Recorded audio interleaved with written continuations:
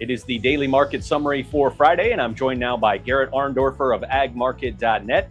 Garret, how do we trade in the grains to close out the week? Strong week, a strong day. I mean, corn continues to impress me. Your new crop December, it was up new highs. We broke through that $5 mark, and it just kept going. I'd say up about 4.5, 4.25, somewhere in there is where we closed, and that's a strong close. I love to see it. Exports on corn are continue to be strong, along with beans.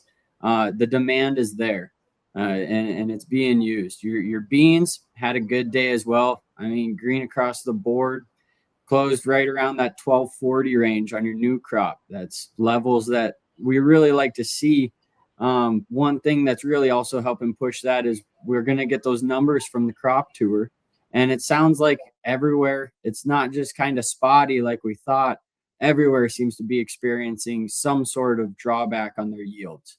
I was down about 2% from last year for what that crop tour had pinned. It's not what guys want to see, but it's also not the worst thing in the world. The yields are still going to be pretty good in areas. Obviously, that northwest corner is really dry. And then if you're going into your smaller grains, it was just a little bit of a down day here on Friday. Your wheat was down penny, 2 cents. Just kind of getting some word, especially up here in North Dakota, talking to producers. Spring wheat bushels, the yield is coming in surprisingly well. Is it lower than last year? Absolutely. We were 100 degrees for who knows how many days in July. But the yields are there.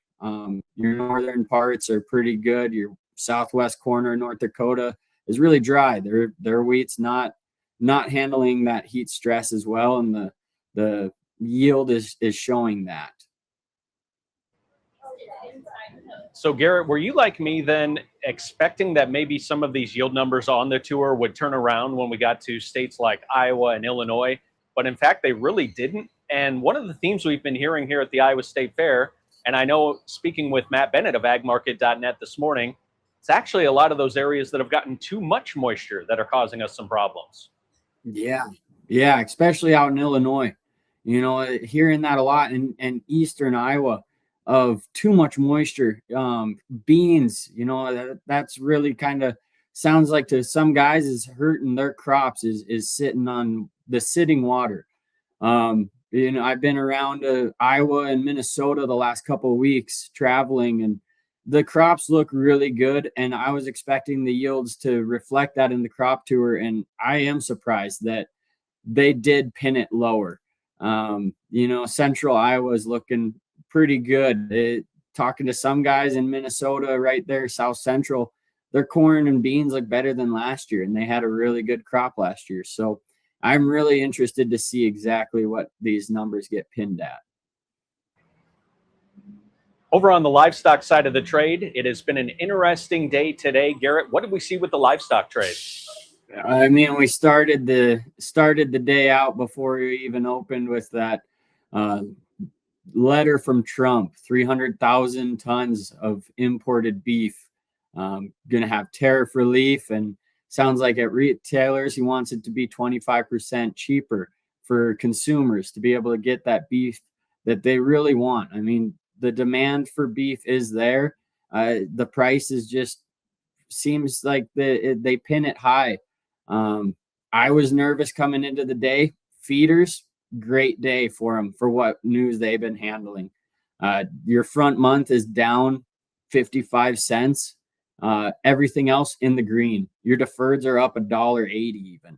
Live cattle, same story. Front months down just a touch. Everything after that up almost $1. Very impressive. Your hogs had a good day as well.